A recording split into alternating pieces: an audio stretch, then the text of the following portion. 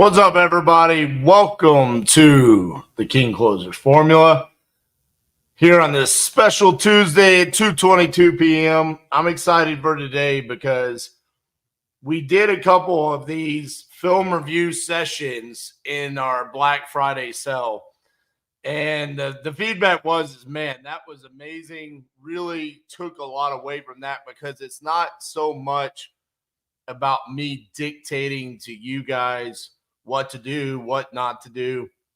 It's really me putting myself in the seat, utilizing live calls that I've had either during the 50-day challenge or previous live streams that I've done. And it's showing you, hey, this is what I was doing. This is how I pivoted. This is where I could have potentially done better.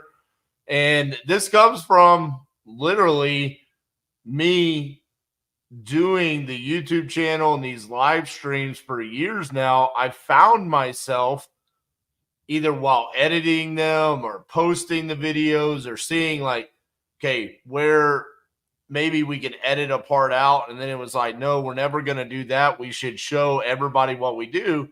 And me learning through these times where like, hey, I'm posting a video and I watch it and I'm like, I don't necessarily like what I did there. And I understand why, because it's live, it's in the moment, right? And taking that and then saying, this is how I can be better on the next call. And after every single one, getting better and better. Now, I don't sit there and watch every single call that I have, but I do watch quite a few of them. And, going back and really putting yourself in the position and kind of asking yourself, like, why did I say that? Why did I ask that question? And utilizing that today to show you guys. And then also, special treat, we are also going to be bringing up someone in the Facebook group, the Vault. Robert Nipper was he was kind enough. He didn't know what he was doing. He posted in the Facebook group one of his calls. And, he was like, hey, this is, one of my first ever calls with a seller, especially using the closers formula. Let me know what you guys think. And from that came the inspiration for today's live. So we're actually going to bring him up on the live stream. We're going to go through 3 of his calls and essentially watch me break down, like, here's what I think he did well, and here's what I think he could improve on, and ask him questions as well, right? Because here's the thing, you can draw up plays, but every now and then the player has to improvise and make their own decisions on what to do, and that's where it's important to ask those questions. I'm going to ask Robert some questions about why he chose to do what he did on his calls. This all comes back from my sports background, right? Playing sports growing up. One of my favorite things to do playing football growing up was, watching the previous Friday night's game and going through it. And now with Trinity, my Bubba, playing travel hockey, I record all of his shifts. We go through, we do film review. He does this with his mentor who plays Division I hockey. They go through film review. This is one of the ways that you can become better. And so I tell everybody, there's no reason why you can't get a webcam, you can't get a microphone, turn on a stream, and record all of your calls.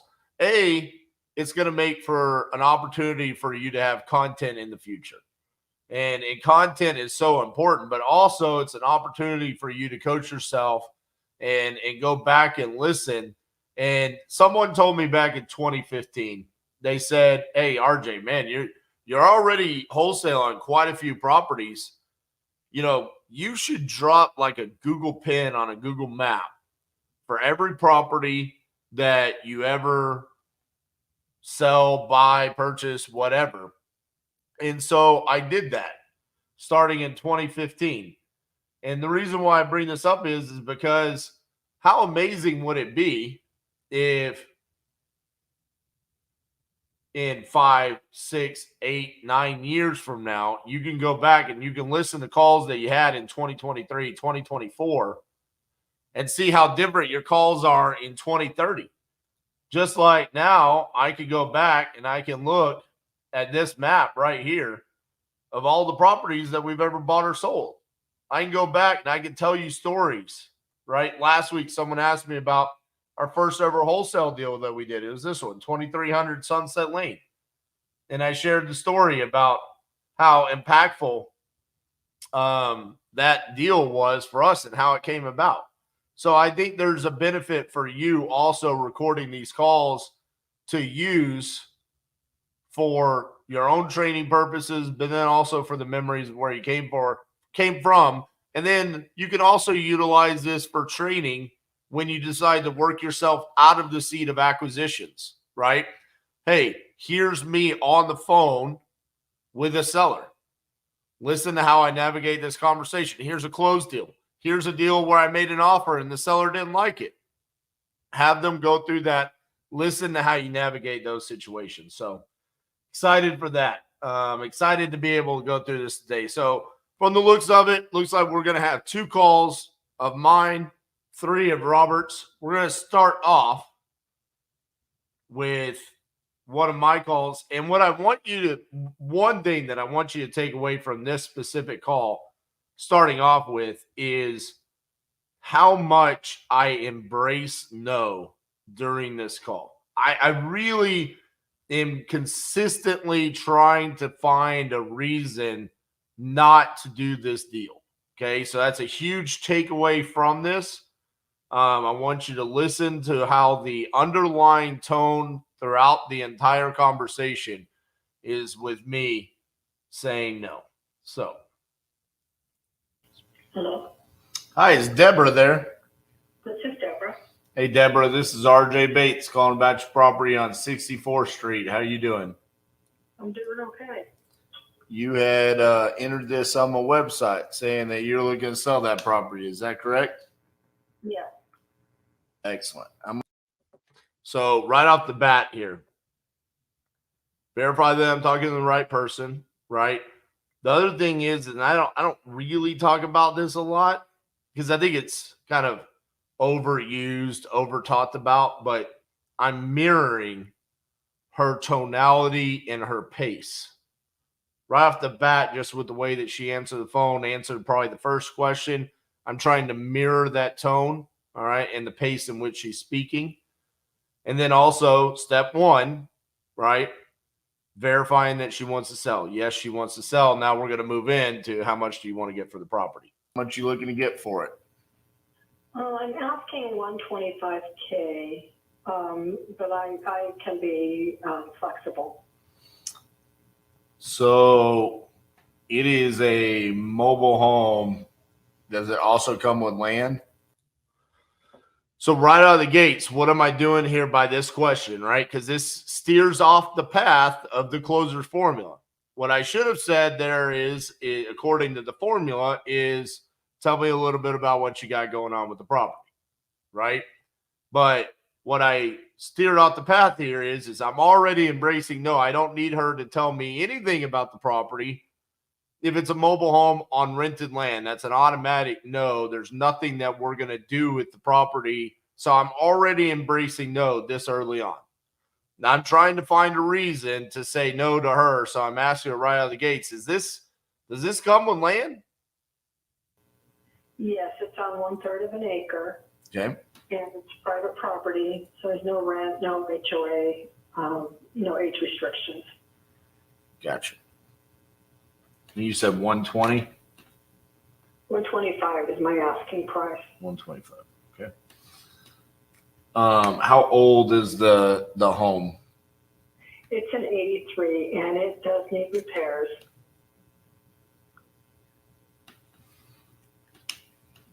All right. Are you currently living in it or is it vacant? No, I actually purchased it for my former husband to live in and to, do some renovations. And he and his cousin have been living there.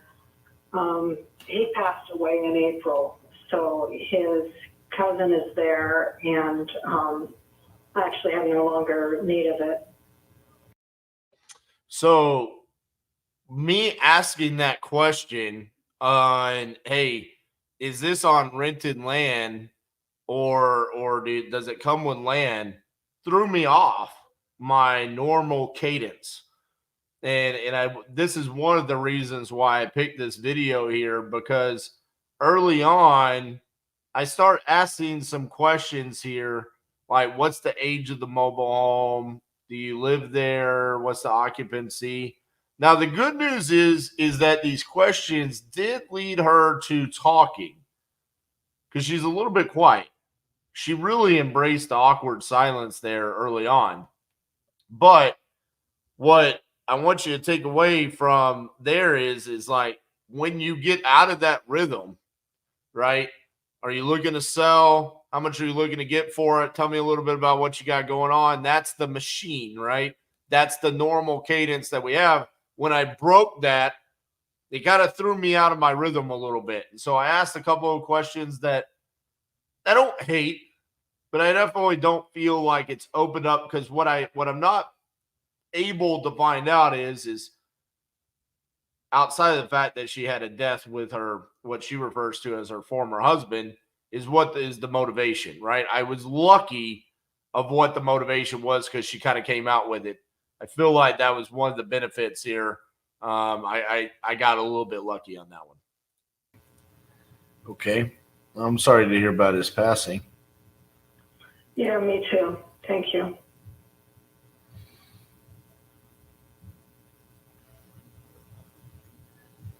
Give me just a few seconds here to look around the area, see what we got going on.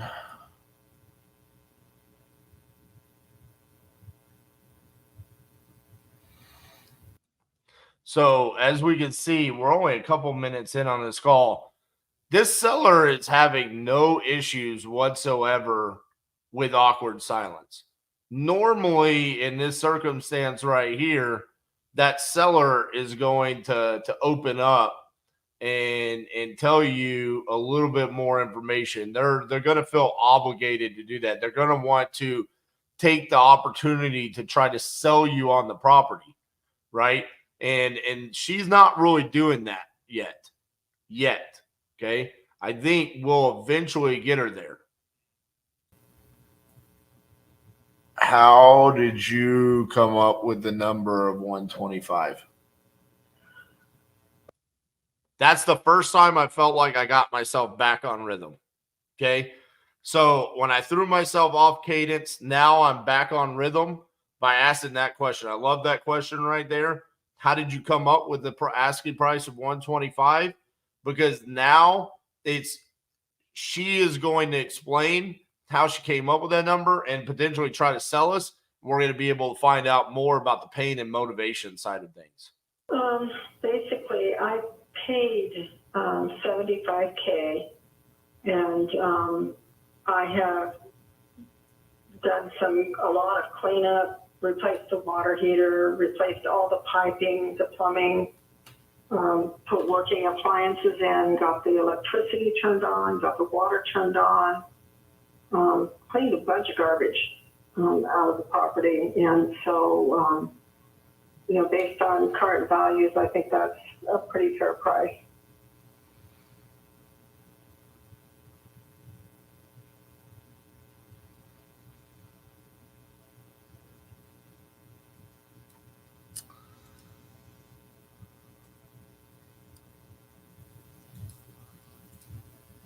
So I see some other 83 build mobile homes around there.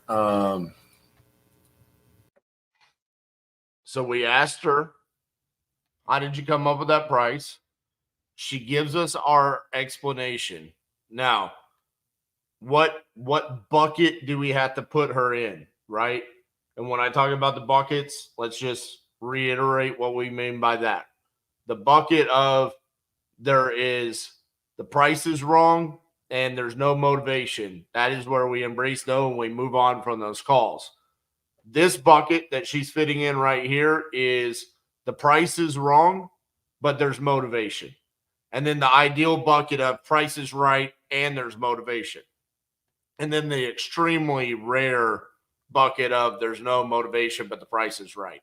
So in this case, she falls under the most common bucket a seller falls into, specifically when they come to us saying they would like to sell their property. The price is wrong, but there is motivation to sell. Okay. So what we have to do here is educate. We have to educate about how the price is wrong and see if the motivation will chase and match our energy to get to the right price. I see one that sold for 160. It wasn't overly fixed up. Well, it wasn't fixed up at all. What I'm curious is if someone were to buy that for 160, where is a value of one that eventually got fixed up, I guess is the best way to put it, So like when you bought it for 75, I mean, how much did you think it would be worth once you fixed it up? I don't know. Right. Again, my motivation was my former husband's an alcoholic, and he's been through rehab, so I wanted him to have a place to live. So I was, this home gave me both, and my, again, my focus was more on providing him a place to live. Yeah. So, I was hoping we'd be further along, but then I caught COVID and lost my income because I wasn't able to work for about 6 months. So we're not as far along as I had hoped we would be. I see. So what happened here? We started to educate, like, hey, there was a property bought for 160. What could these potentially be worth? And I love it when what I'm struggling with here is exactly what I'm telling her. I'm struggling with the analysis of this property. I don't know what my after repair value is. So in the meantime, while I am comping this, and I believe because this is a manufactured home, I'm comping this on PropStream. And as I'm comping it on PropStream, I'm asking her questions. And I love asking the seller the question of, how much do you think this would be worth if it was fixed up? Specifically sellers that tell you the property needs work. If the seller is willing to open up and say the property needs work, then they know that they're selling the property on a discount for the most part. So if I were to fix this up, what is this going to be worth? She doesn't know, but what did that lead her to doing? Now she's going to explain more about her pain and motivation. So if you look at, there's a property 5710 64th Street. It is a 1983. Let me verify that's the year. 1973. Mobile home that was fixed up, and I mean it's in really good shape. New cabinets, fixed up, livable, nice floors. Someone came in here and did some work to it for sure. That sold for 150. Okay. So that. How much property is it on? Let's see here. It was on a 10,000 square foot lot. Okay, so I've got more property with a third of an acre. Yeah, but realistically, I mean, the house itself is where the value really sits. I mean, so see right here, I'm still matching and mirroring her energy, her pace. There was a little bit of a disagreement there. Majority of the time when you talk about a specific comp, the seller is not actually going to look that up. And also you want to see how serious they are in the conversation right here. So I found out she's pretty serious. And this is the first moment I kind of felt like she's trying to push me a little bit, where she's like, so, well, I've got a little bit more land. It kind of felt like she chased after me a little bit. She tried to push me in a certain direction, which is good. That's what we want to feel, especially if it's a deal that we're trying to close on. We just gave a couple of grand to the extra square footage of land, and said yours could be worth 155 fixed up. I mean, I'm probably not going to be much higher than what you paid for it. So, and I know that's probably not going to work for you. So I don't love making offers, but what I am doing here is I am embracing no. I went to, how did you come up with this price? She told me. I educated her a little bit on like, hey, I think your property is probably completely fixed up, going to be worth about $155,000. And I'm now seeing, hey, I'm probably not going to be anywhere higher than like 70 to 75,000. So at this point in time, what I'm trying to do is walk away. I'm explaining to her like, hey, I know you're probably not going to want to do this, so this is where I would need to be. Sorry, I can't be a solution for you. Have a good day. And the reason why we do that is because of the result that we're about to get. There's not a whole lot of motivation there. Honestly, right now, I am very motivated to sell it. I no longer want to deal with it. Again, you know, my husband lived there. Right. And you know, I don't want to. I don't want to have to do any more than I need to. I don't know if you guys caught on to my body language there, but I think body language on a phone call is important. I feel like a seller can feel it. And in this circumstance, I am literally trying to kind of convey that this is a difficult decision for me, because it is. And to be honest with you, with all of the pain and motivation she's giving me, I don't know that I could be a solution, even if she comes in at the price that I need her to be. So I am legitimately trying to convey like this is a very difficult decision for me, because it was. So, you know, I'm considering all of the offers that I get, and you know, if I can come out and you know, I've got to replace the car that I sold to bury him. So, oh, geez. you know, that if I can, you know, and close that out, get that sold, get me a car, I'll be good. Do you owe anything on it, or do you own it free and clear? I owe $45,000. Okay. What I could do for you, I mean, because honestly, I was just going to probably get off the phone with you and say, you know, there's probably someone better out there to help you with. But the more raw transparency at all times, even in this circumstance right here, I literally just told her, like, hey, I was about to just get off the phone with you. Like, you can't ever go wrong with being real and authentic on a phone call. You just can't. You keep telling me, the more I'm like, okay, there are things that we can do.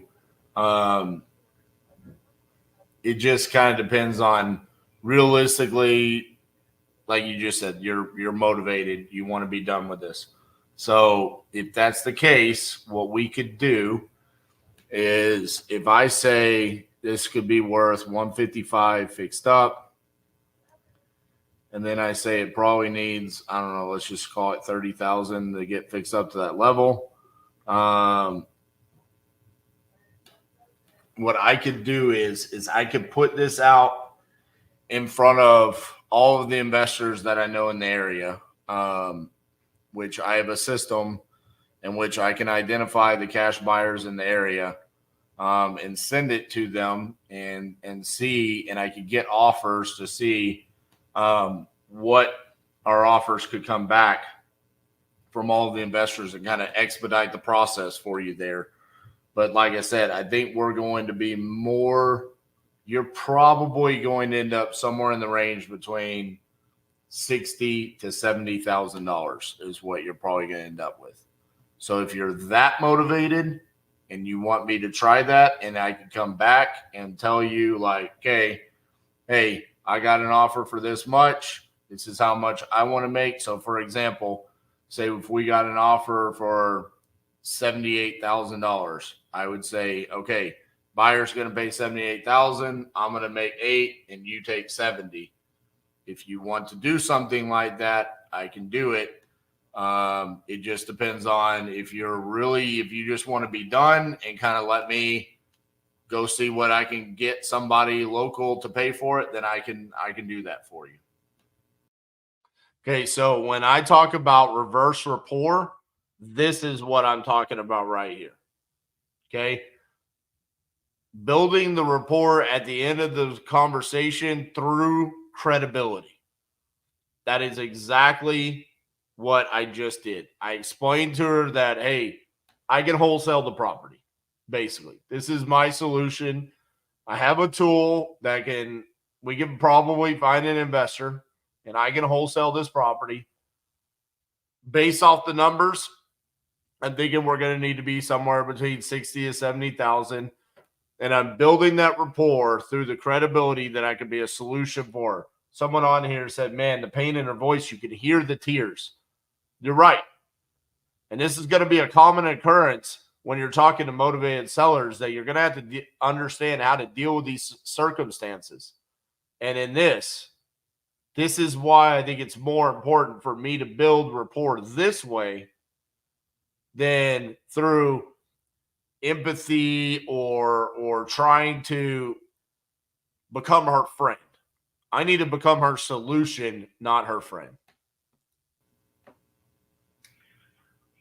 But I'm just telling you, it's going to be somewhere in that $60,000 to $70,000 range, more than likely. Okay. Well, I would honestly, I would like to get 75 because that's what I paid for it, and like I said, I have done some work on it. So if you can get me somewhere close to that, I'll be okay. Well, that's what I'm saying. I'll try to get you as much as I possibly can. I don't know. I'm just basing it off of what I think the values are, from what I'm seeing, and understanding how investors are going to look at it. And as much as I hate to say this, I mean, the investors, they're not going to really care what you paid for it. You know what I'm saying? So they're going to run their numbers and they're going to say, yep, I can do, if they say they can do 75,000 for it, I mean, I can't do all of this work and not make something. So if that's the case, and we get an offer at 75, then I would be willing to do that for like 5,000. And you take 70, but I don't want to go out under the pretense of you have to make 75,000 because I don't have the confidence that we can move it for more than that. Okay. Well, let's go ahead and see what you can get. Okay. So what we have to do in order to do that is I have to get what's essentially what's referred to as equitable interest. So I have to have some sort of contract in order to do that. So I would need to send you a contract, and what I could do is I could send it to you for the 75, just under the pretense that you understand I'm going to come back to you and say, hey, this is what we're getting. If we sign a contract at 75, I'll try to market it at 80. So I'm not trying to make a whole lot. And then whatever we come back at, I'll just let you know, and you'll be able to see that. So it's not like I'm going to go try to make 30,000 or something like that. You know what I'm saying? I'm realistically just doing this to try to help speed up the process for you, because this could be a lengthy process for you to try to get a hold of a lot of people that I already know and I already have the system. So I could just, I mean, this is one of the things that we do for a living. You know what I'm saying? So So what I can do is send you over the contract. I have your email as it was a $50,000 price drop there from our asking price. So whenever we complete this deal, this is why it's important to understand the buckets. I really wasn't trying to chase after this deal. I really wasn't even trying to close this deal. The motivation met the price because the bucket that she fell in, again, was price is wrong, motivation is there. And what's amazing is in a 10-minute span of me asking questions, her price went from I'm asking 125 to I want 75. And I believe what she ended up getting on this deal was 65, and we sold it for 70, just like I told her. I'm going to have to ask you where that email came from because I'm sure there's a story behind it. But yeah, I'll send you over the agreement for the 75,000, and then so we can get the process started. And do you have pictures of the property as it sits today? Yeah, I took a couple. I didn't take any pictures inside. Important to understand this because this is a common question in the Facebook group right now. When you're virtual wholesaling, how do you get pictures? Right here, right now. The owner. Can you send me those pictures? Let's not try to go into the Facebook group and ask our buddies and our friends, hey, do you live in Ocala? I think this is what it was, Ocala or something like that, Florida. Ask the owner, can you send me pictures right now? Because it's being occupied right now, but I have outside pictures. Okay, and then on the occupancy of it, are we going to be able to send people over there to see it? Yeah. The guy that's in there, his name is Jane, and if we're working together, I'll give you his phone number. So we just let him know that somebody's coming and what time they're coming. Yeah, because that'll be like the first. I mean, it would be awesome if he could take some pictures of the inside too. Because first thing we do is we put together a packet, all of the pictures. Here's the price. Here's all the information. We send that to the investors, and then that's going to be the first question: is how can I get over there to see it? You know, they're probably all going to want to go see it, and then they're going to come back, and then there'll be a wave of offers. You know, okay, I will give you this much, this much, this much, and then we'll be able to get it taken care of. Okay, well, that sounds great. All right, Deborah, well, I'm going to send over that contract to you, and then, like I said, we'll get the process started, okay? Okay. All right, thank you, ma'am. Mm-hmm. Bye-bye. All right, so I hope that you guys took some things away from that. We did end up dispoing that deal through Investor Lift. We made $5,000. She ended up walking away with about $65,000, which put about $20,000 in her pocket, which is exactly what she really needed from that deal. So again, throughout that call, the big take is embracing no, right? The reverse report at the end. And then things that I wish I had done better, but I understand why I did it. This is why it's important to ask the closer, hey, why did you do what you did there? I got out of my cadence, right? Do you want to sell? How much are you asking? And then I got off kilter. I asked the wrong questions. And then I had to get back to really finding out the bait and the motivation, which I probably could have found out if I had just followed the formula, right? So that's our first call right there. If you guys have questions, drop them in the comments. Love to be able to answer those. But I'm excited because I'm about to bring up the only person outside of myself and Cassie who has been willing to share a call inside of the Facebook group, Mr. Robert Nippert. What's going on, Robert? How are you guys doing today?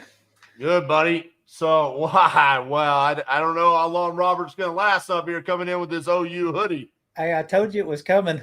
Oh man, what is going on? I can't believe that. No, man, excited to have you. I'll excuse the OU hoodie. Thanks, I appreciate it. Even as a Longhorn fan. But no, man.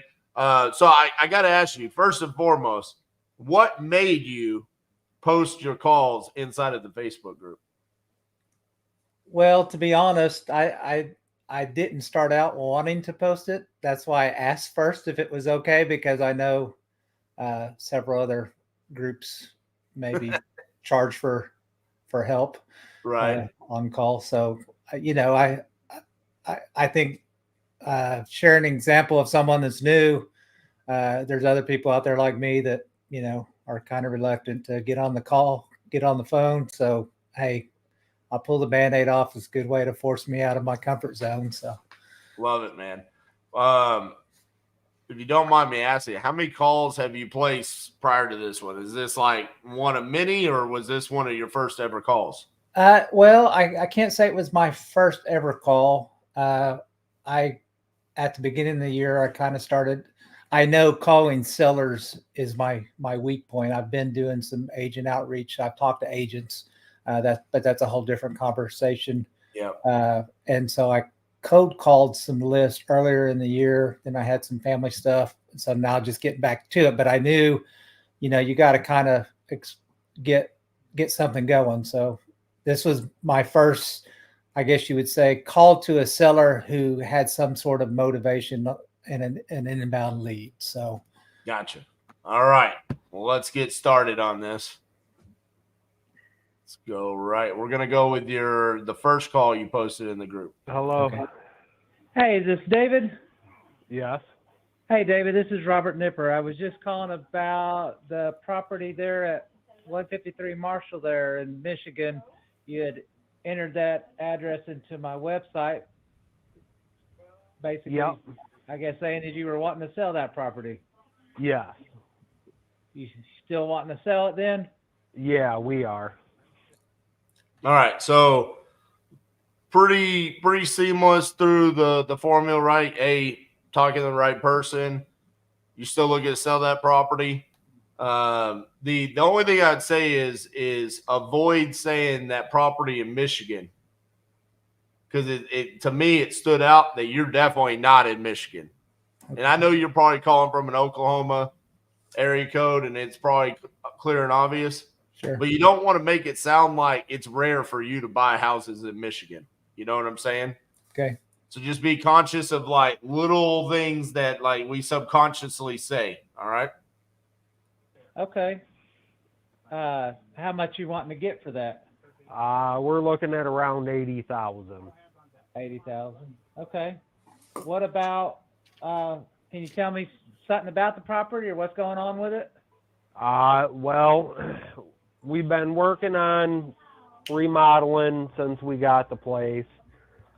The house next door, it burnt to the ground, and we had been working on buying that property from the previous owners to make the yard here bigger, to make the place more valuable.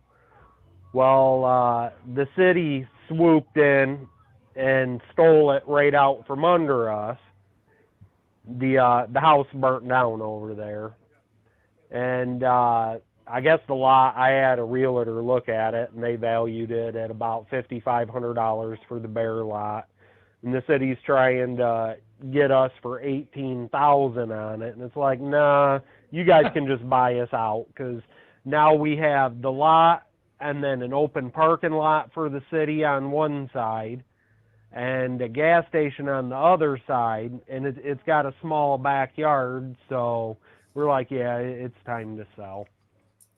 Okay, Robert, what are you doing while he's just rambling about some lot for 5,500, city wants 15? What are you doing?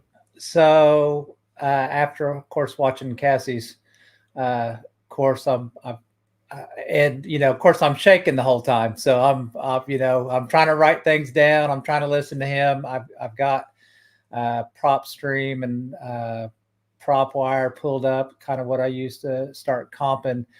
I did pull up the address on Google, so I had the screen open to Google, and then I open the Zillow listing, but I didn't.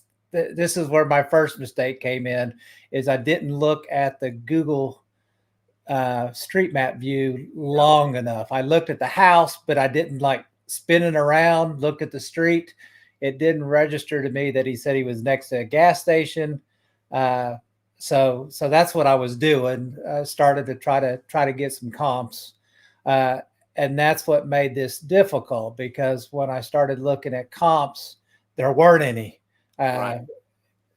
This was the main road in the town. So there's a first ding across from a commercial warehouse looking place, second ding next to this gas station, third ding.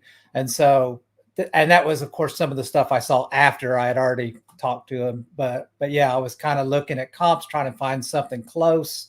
And of course, the one comp that there was, I think this was a 3-bedroom or 2-bedroom, 1 bath, and the comp was like 4.2. So I was just like, oh, great. Now I'm going to struggle from this point on going forward, because I don't know what my offer would look like. So right. So obviously you brought up a good point, right? We teach, hey, first thing you do, Google Street View, spin in a circle so you see what's going on in the neighborhood, right? Yeah. You would have noticed busy street, the gas station, some of the other weird stuff that was going on with this one.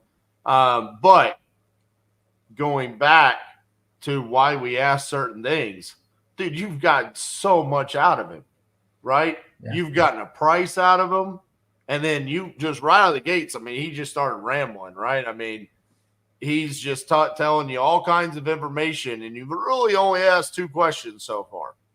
So this is why the flow is supposed to go. What we're trying to figure out now is what bucket are we putting him in, right?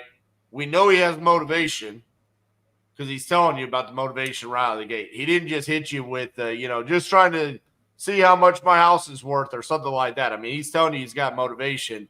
Now you're trying to see if the price is right. I think the price is going to end up being wrong, but you've done a pretty good job at this point, and now you're trying to analyze. So now I think he's about to stop talking.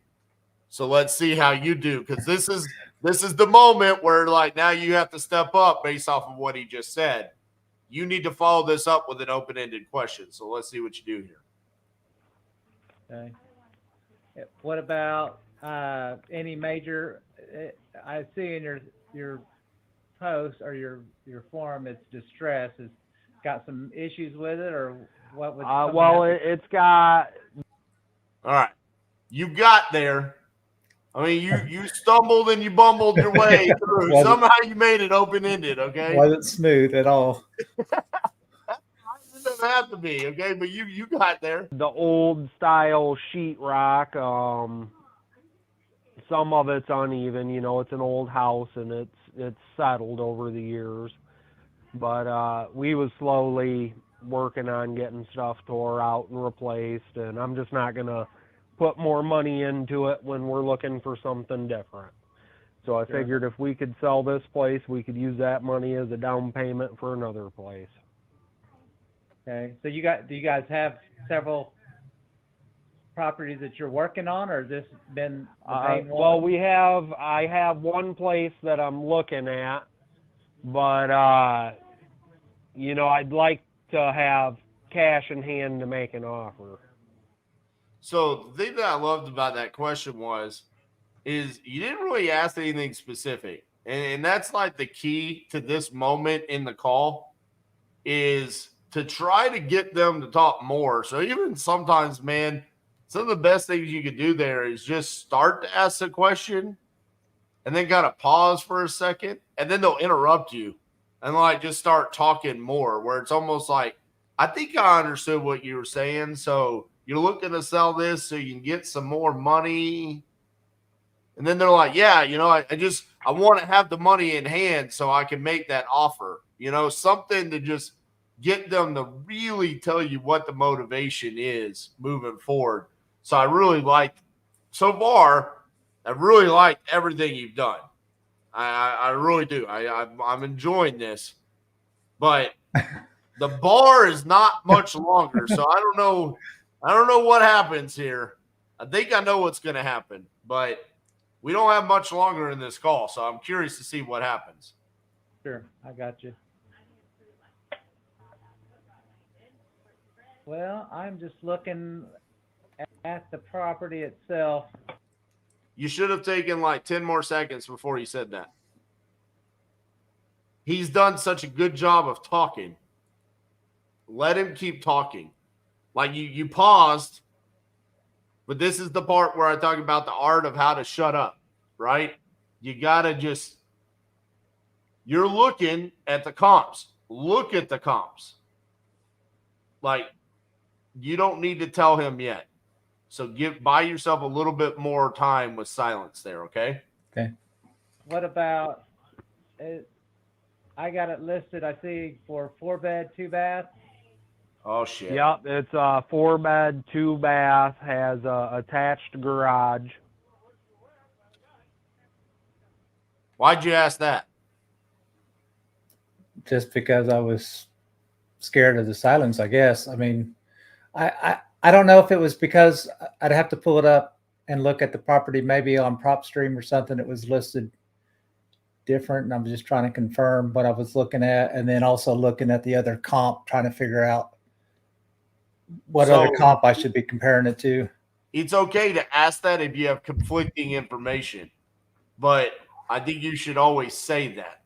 Like, hey, I've got some conflicting information here online. One place says it's a 4-bed, 2-bath. The other one says it's 3-bed, 2-bath. Because the reason why you want to say that is at that point in time, you opened it up for them to tell you a story if there's one to be told. All you asked them is it a 4-bed, 2-bath? Yes, it is. Okay.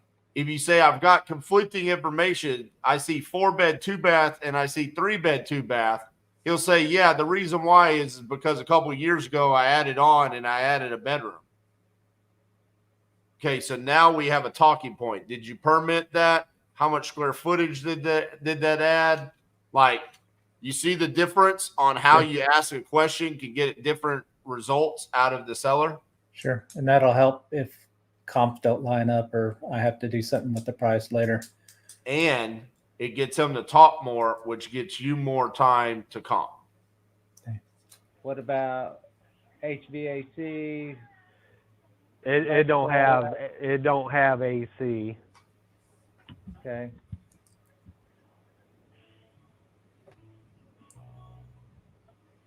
I'm just looking. I mean, it's definitely a fixer-upper, but it's in a pretty good location. See, you were quiet, and then all of a sudden he comes in. It's definitely a fixer-upper, right? Yeah. The more you're quiet, Robert, you got to think about it this way. He asked you for $80,000, right? Yeah. If you have $160,000 in your bank account, how serious are you going to take this phone conversation? If you're really going to be the person that's going to take half of your bank account to buy this property, how serious are you going to ask these questions? You're going to be pretty damn serious about it, right? Yes, sir. So that's how that kind of the mindset that you need to have during this call right here. You're doing a really good job. I don't like couple the close-ended questions there. The HVAC question, I hate that one. That was the only, edit that, kick that out, and just shut up, okay? And then we're back on point. See, when we shut up, now we got him talking. School's 3 blocks from here.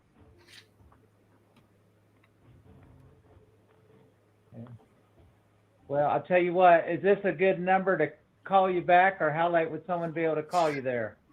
7 o'clock. 7 o'clock, and you guys are Eastern time?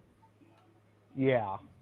Well, we're basically looking for a fair offer on the place, being a fixer-upper, you know. Okay. And 80,000 is kind of where you want to start? Oh! No! Where are we going? Robert, where are we going? Why are we going home? I was stumbling, right? So I was having trouble finding comps. So I don't want to just give him a number and already shoot myself in the foot. I wanted to give myself a little bit of time to dig a little deeper. Yeah. And I guess I shouldn't have said started. I was thinking I start at 80 and come down, not start at 80 and go up. He said, I'm just looking for a fair offer. I should have said, what's that fair offer look like? Exactly. Listen. Yeah. Or is there another number you can do better? Okay. And 80,000 is kind of fair offer on the place being Sure. a fixer-upper, you know. Oh, Well, we're basically looking for a fair offer on the place being Sure. a fixer-upper, you know. Oh man, that's like the golden comment. Like, all right, what does that look like? What is a fair offer for the condition that it's in right now? What does that look like? Yeah. He's probably gonna be like, what's the line, Robert? What would a fair offer to you be if there's no realtor commissions, I'm cash, and I cover the closing costs? He's gonna probably be like, you could do 70, right? He's gonna take himself down 10, Right. just right there, right? I knew I blew it. I knew you I should blew have it. asked him, how did he come up with 80? Yeah. Right? How did you come up with the 80,000? Because they'll educate you on how they came up with that number. Using the first call that we just did, when I asked her, how did you come up with 125? She said, it's because I bought it for 75 and I did all of this work. And then, I need to get a car and I need to do something else. Had nothing to do with value of the property. Right. It had everything to do with just math on what she wanted. So then we had to educate her on how her feelings were incorrect. And then she understood. Okay. Okay. And 80,000 is kind of where you want to start, or is that where you want to finish? Well, that's, you know, looking at values around here and what some of these other houses are going for, that's kind of where I'd like to start. Okay. Well, yeah. Well, let me. I mean, he'd be a dumbass if he didn't answer that way. I set it up on the tee for him. Yeah, I mean, he took you on that one. Like, yeah, that's where I'd like to start. Yeah, let's see. Let me run some numbers for you. I don't want to rush you over the phone. Let me take a look at it and see if I can't get back to you here within the hour, and at least what we'd be able to offer for you. Okay. Okay, sounds good. Okay, I appreciate it, David. Yep, bye. All right. First of all, everybody, can we give a shout out to Robert? Okay. This guy is being, I can't say the word, vulnerable. Hey, I did pretty good. Normally my mouth doesn't allow me to say that word. He's coming on here. He's sharing an actual call with sellers. Okay. He's brought 3 of them to the table. And he's open and honest about it. They're not perfect, right? So most people are not willing to do this. So, Robert, thank you so much for sharing that. Feedback there on the end, okay? You said, hey, I don't want to rush you into a decision. And then the start and finish, get rid of the start and finish line. That one's the race. Like, we're never going to do the, hey, do you want to start at 80 or finish at 80? Like, that one's deleted forever. Okay.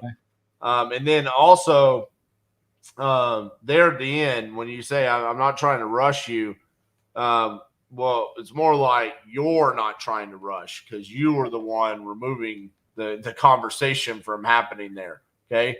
What I would like to see there in the future is force the issue of you are going to analyze the deal on the phone.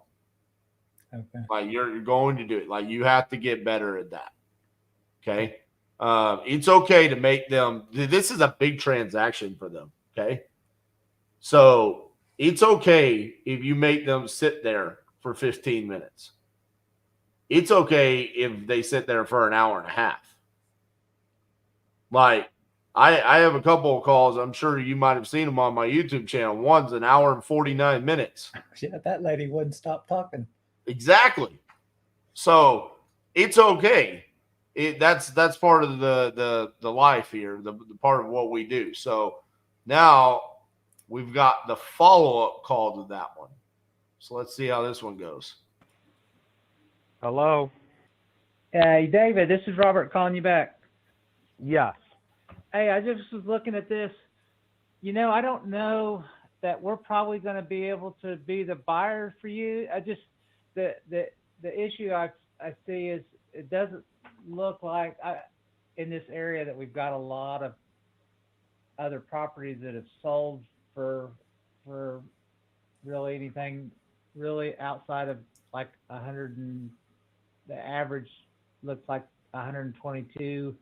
And then if we get this thing for 80, and then we've got to come in and put some work into it like you were doing, I don't think there's going to be enough room there for us to get it at 80. I mean, my price, like I said, I don't think we'll be the ones for you, because, you know, the numbers I'm running, we're going to have to probably be closer to, you know, between 30 and 35, which I know doesn't help you with trying to get another place, but there's just not a lot of room there and not a lot of things to compare it to.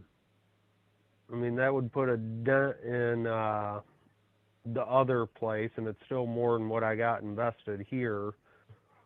Oh, man. Okay. I like it. Just make sure when you hit them with that number that's where you stop. So when you're saying, hey, I don't know if I'm going to be your buyer, you know, I know you said you needed 80. I'm seeing the comps coming in about 122 on average. You said this is a fixer-upper. I'm going to have to do quite a bit of work, so it doesn't really leave enough room for me. Realistically, I'm going to be somewhere in the range of 35,000. Stop. Because he ain't hearing anything you're saying after that. He is done. You know what I'm saying? Like, he's got to comprehend what you just said. So you should have told him everything you need to say before you hit him with the number. Okay. So you'd be around 35, and that's cash? Yeah, that'd be all cash. Woo! Now, when he says that, I mean, hey, we're moving somewhere, right?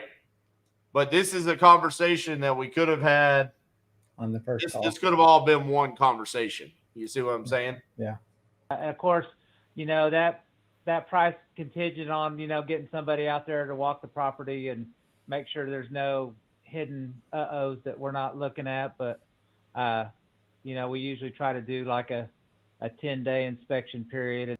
No, we don't put time frames on the inspection period.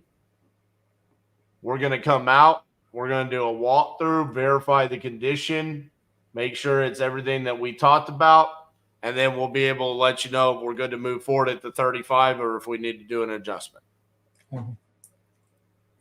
Because you don't want to put a 10-day inspection period there.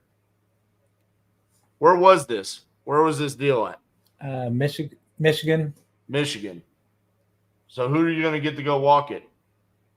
Yeah, that's the next step in the process. I need to know. Well, exactly. So that's why you don't want to put that time limit on yourself, right? Okay. And then as long as everything works out with that, then it would be a cash close. Okay. Yeah, that price, I definitely have to discuss that with my wife and see where that'd put us with this other property we're looking at. Okay. So, well, let me discuss it with her, and I'll give you a call back tomorrow. Is this the good number that you called me from? Yeah, let me give you, sometimes my work phone doesn't ring through right. Is there anything after that, or is it just y'all talking about? No. Yeah, okay. that's it. So on that finish there, did he call you back the next day? He didn't. I followed up the next day. I called him and also texted him, and I never got anything back. So I was kind of waiting for this call to see what that follow-up should. I mean, I know I need to follow up with him just to see if he's, you know, made a decision, or I'm guessing he's probably shopping around. Probably. So that would be the one thing that I would add there at the end is hey, completely understand why you would want to talk to your wife. Why don't we do this to make sure that I'm serious about this offer? Why don't I go ahead and write you up a contract, send it over so you and your wife can review it, and then I'll give you guys 48 hours to review it. So that way the money that I've set aside is set aside for those 48 hours. And if you guys don't want to move forward with it, then I know you're not ready to move forward after 48 hours, then I can go on and buy another property. Okay. So that way you get a contract sent out. We're eliminating a step in the process here, because what would happen if he accepts it, right? He's going to call you back. He's going to say, yeah, we're good to move forward. And what are you going to say? What are your emails? Let me go ahead and send over, because you probably have his email, but you don't have hers. Right. So you're going to have to get one email, and then you're going to have to send the contract and do all of that. Let's go ahead and do that. Get that offer sent out. So then that way, either one, the best case scenario, they just sign the contract. Two, they view the contract when they view it, and then you can follow up with them based off of that time frame. Okay. Okay. So overall, not a bad call, man. I mean, I wish it would have been one, but you did a lot of things really well there. Just a few little tweaks, and I think that would have been almost perfect. All right, so we got a third call here. You like this third call better? Was this the one I sent you yesterday? Yep. A little bit better. I mean, there's still some things on it. I was kind of taken aback just because the motivation, I don't think, was there. Okay. And I could kind of sense that in the call. So I was, All right, let's see. Hello. Is this Chris? Plus, Yeah. I took notes Hey, better. Chris, this is Robert. I just got a message from my website saying you wanted to sell your property there in Iowa.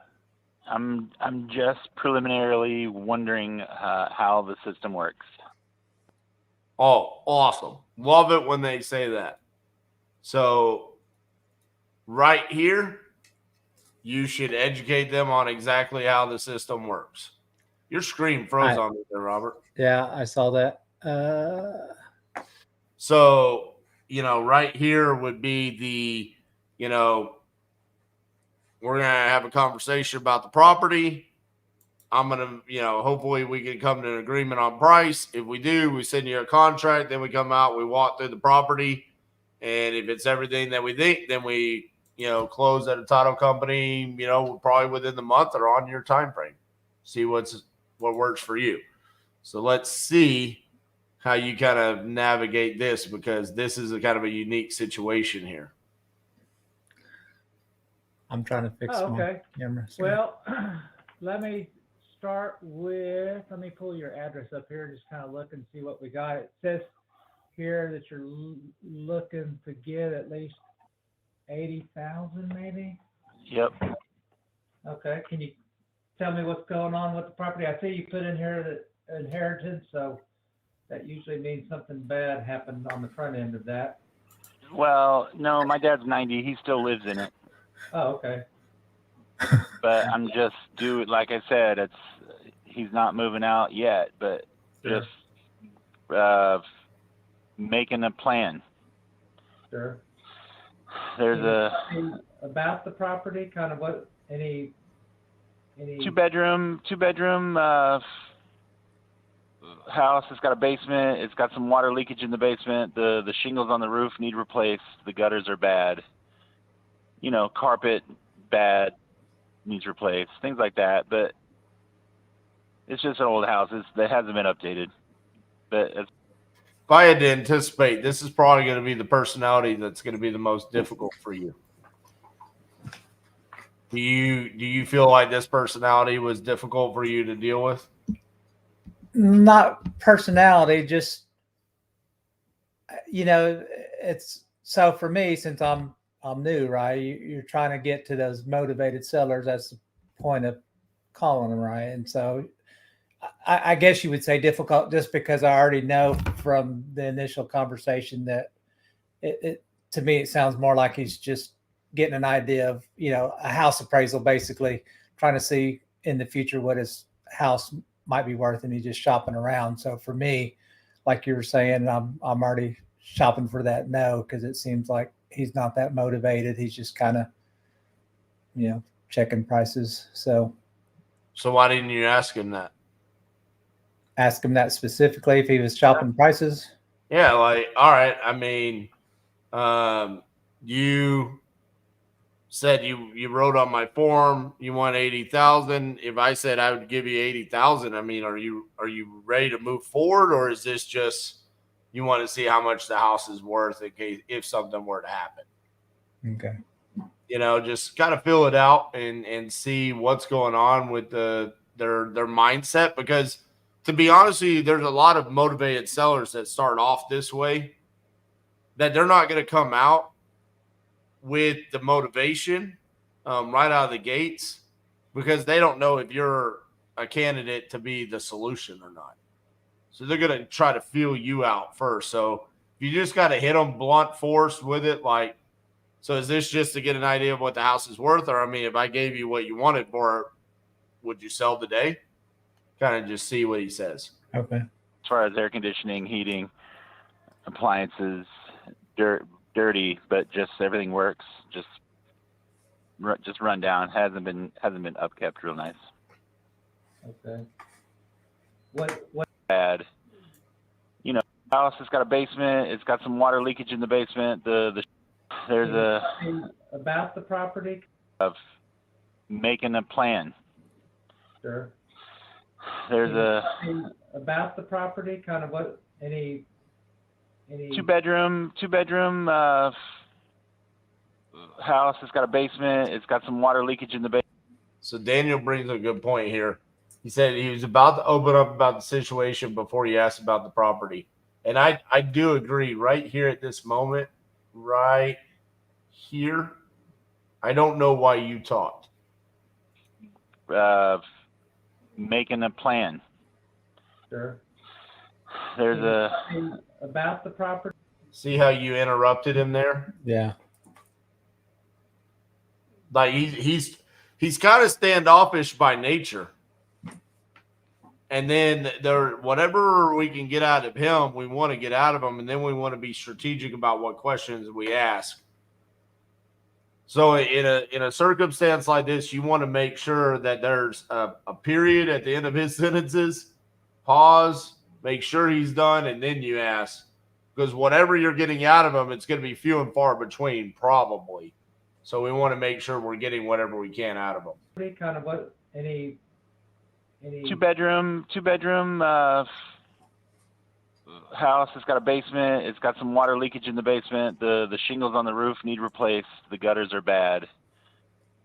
Carpet bad, needs replaced. Things like that. But it's just an old house. That hasn't been updated. But as far as air conditioning, heating, appliances, dirty, but just everything works. Just run down. Hasn't been upkept real nice. Okay. What's your plan with your father? Are you moving him someplace, or? Well, he's pretty stubborn, but he is 90, and I need to have a plan at least. I need some information on what am I going to do if something happens. Sure. How much how much and how quick can I get for something? Again, this is very preliminary, just kind of trying to educate myself on options. Sure. So kind of what I do is kind of a few things, but typically with us, we're looking for kind of what you're talking about, some houses that need some work. We would run some comps in the area, kind of determine, what the price would be. I'm kind of looking at some of that right now. And then from there, if we come to an agreement, we sign a purchase and sell agreement, then we would have somebody come walk the property and make sure there's nothing, that we can't see from pictures. Do you happen to have any recent pictures, or could you get recent pictures? Leave out the part about comps, okay? Make it more personal to him on what he would care about, less about what you're doing. Okay. Right? So if we could come to an agreement on price and timeline, we send over an agreement. Once you sign that agreement, then we come out, we do our walkthrough, verify the condition, and then we close through a title company based off of whatever's your ideal timeline. Typically, we like it to be 30 days, but if you need more time than that, then that's fine. Stop. Let him respond to that, because we still don't know what his desire here is. He keeps saying this is very early, this is very preliminary, right? And then you're asking for pictures. I'm assuming it gets awkward because we're asking for pictures. If I'm him, and I think I have a similar personality to him, I would be awkward. Be like, no, I don't have anything. I just want to under like a rough ballpark of what you're wanting to give me for the house, right? I definitely could. I mean, I don't have it immediately, but yeah. So what do you got? You just look at market value. You look at the latest assessments. You look at surrounding values. I think this thing's worth 130. He just came out and said, I think the house is worth 130, right? Right. And the funny thing about that is this was another 2-call or not on the first call type of deal. And I went through all the comps. It took me probably 20 minutes and I came up with close to 130 for the ARV. So is this the second call? No, this was the first call, but I'm still, I've got to get quicker. Comping is what it amounts to. And this was another one. And I've seen some of your videos about Lead Zolo, and you don't get, right. And this was another one that was on a main road, no comps.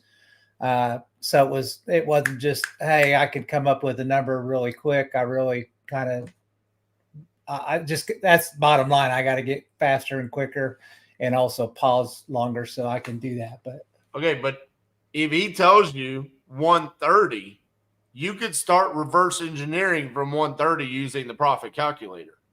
Yeah. And that's what I did. I pulled it, but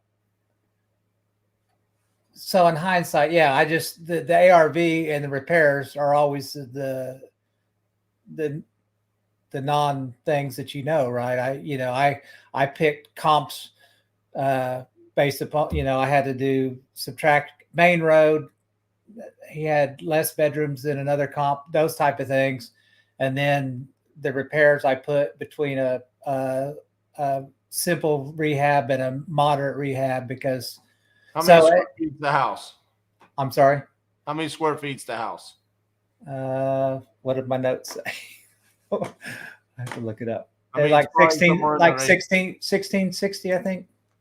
Okay, so it's a $50,000 to $60,000 rehab. Probably. Realistically. Okay. I mean, so we're gonna need this thing for dirt cheap, right? Right. I mean, 'cause he's already telling us. I mean, it needs a lot. It's not just cosmetics. I mean, it needs like structural things as well. So let's see where this call goes from here. Yeah, and that's kind of what we're looking at. I mean, it's either somebody pays me 80 and they put 20 to 30,000 in it and sell it for a little bit of profit, or I put the work into it and sell it. I just don't know if I have the time to do it. No. Well, hello there, no. He just gave you the out. The man literally just said, you're either going to give me 80 and do all this work to make a little bit of money, or I'm going to do it. Is that where I'm trying to get to, though? I mean, if 80 is not the number, then you're always trying to run to no as fast as possible. Just so you can move on? Because we want to have a seller that wins, we want to win, and we want our end buyers to win. This guy just said, I want to win, and I want you to barely get anything. I want you to get a Taco Bell taco for flipping my dad's house. Right. I mean, he literally had the audacity to tell you, I want you to do the work and you can make a little bit of money. Yeah. Sir, you are not my person. See you later. I'm out. Yeah. I mean, think about it. On Shark Tank, okay? So Yeah. you are Dead to you me. are Kevin O'Leary. This man just walked out in front of you and said, I would like for you to invest 80,000 plus 30,000. That's 110,000. His number, we'll say his number's right, 30,000 rehab. And you could sell it for 130. I'm out. I don't even need to do the math. But for the sake of everyone else, let's say 130,000 on 7% closing costs, it's 9,100. We're down to 120. So if I have no holding costs, I don't have one utility bill, I don't have one water bill, I don't have anything, and my budget of 30,000 goes perfect, and I don't pay 1 cent of interest on any of it, I'm making 10 grand. Hard pass, dude. Yeah. Like, no way. You know what I'm saying? So you know what I really want to know, if my offers were good. all right, well, do you make an offer on this one? I didn't make it on the call though. Okay. How much did you offer him? 60. No. Your number ain't good. Dang. What was your rehab? 30? Let me pull it up. You probably said 30. So I was between. That's why I got smarter about my note taking. So I just got to pull it up on my drive. But All right, let's finish this call real quick. okay. I get you. And I show he's got a little bit of a mortgage left on it. Yeah, there's about 60 on it. 60, you say? Okay. Yep. So you need at least to clear that. 60. Okay. Well, I tell you what, let me, that way I don't rush this. Let me take a look at it. Is this a good number? I can call you back? Okay. So go ahead. Sorry. Well, getting off the phone is hurting you. Because this, and then not embracing no is hurting you. Like, I get it. You're buying, like, this is a lead solo lead. Yeah. So you paid money to have this conversation. But I mean, just is that somebody you want to do business with? Well, when I haven't done a deal before, it's that chicken or the egg thing, right? I bought the lead, so I want to make sure that I suss out everything, regardless if the person's right or not, if the deal is right. But I don't know what a deal is yet, and that's part of why I'm trying to work through it. So I get it. I totally get everything that you're saying, but this is the hardest part for someone like you in your shoes, where you haven't done a deal yet, and I'm telling you, you've got to embrace no. Like, you're like, what do you mean by this, RJ? Like, I spent $1,000 or $2,000 on leads. Like, I don't want to say no to anybody. I want to say yes to all of them. Like, right. I want to close them all. But the facts is that the next dial is probably the one that's going to be the motivated seller. The next dial is the one that really needs us when we're trying to manufacture a deal here. Sure. I mean, you said the ARV is 130,000, right? Yeah. So my original, I've got it pulled up. I messed up on one of my comps. I had it at $115 a square foot. It should have been 112. So it took my original ARV of 133 down to 130. And then I put repairs at 23, which I probably messed up on. So I messed up on a couple of numbers, but I offered him 60. We had a contract buyer for 65 that put them at 21% profit. You said how much did you put for repairs? 240 And you said the square footage was how much? square footage was 16 something? no, 1162. Okay, now that makes a difference. 1162. So we're probably gonna be closer in the $35,000 range. Okay. So 35,000, and then he wanted 80, and you offered 60, and then you're probably gonna at least want to make 5,000. Yeah. I mean, no one's gonna come in and flip this for 11% profit percent, $14,400 profit. So I mean, to me, this probably need to be somewhere in the $30,000 range. Okay. And then you could probably come in and somewhere like that. That's probably more realistic. Because the other thing is in a super rural location, your buyers are going to want higher profit percentages because you're going to have less buyers. So is it always, and I know the closing cost and the holding cost are that's the percentage you guys use. Is it always better just to guess higher on repairs always? Yeah, I mean, you don't want to go crazy, but I mean, this guy's telling us, I mean, everything about the house is old and not updated. Right.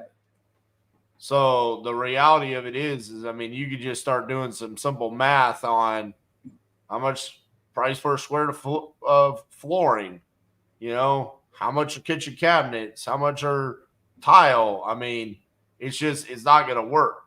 I mean, it's just we're not the right fit for them. And then, even going deeper, exit strategy determines your acquisition strategy. I know you haven't gotten there on any sort of training, but there's not even a play here for creative in my estimation. The house is too distressed to do sub 2. And it's probably super rural because it was in Iowa. Yeah, it was. What city in Iowa? This was Parkersburg. Yeah. There's no play on this one. So I guess because you work leads from a lot of different sources for someone new like me, and one of these pops up, all of them that I've gotten so far have been in rural situations. I got a cabin up in Maine where there's no house within 15 miles. I've got another one on a lake, same type of deal. So is there an easier way to get to that no for me instead of struggling on the phone, or is it better just to go through the phone call and get that muscle memory going? And you need every rep that you could possibly get. So you've got to go through them, right? And just because it's a super rural location doesn't mean there's not a buyer for it. Sure. That is part of underwriting the deal and understanding if we can say yes to it or not. I don't think that you did bad on either one of these calls. I think you need to get better about analyzing the deal on the phone and embracing the silence on the phone. You're super worried about like him sitting there and listening to you comp the property. It's completely okay for that to take place. Okay. So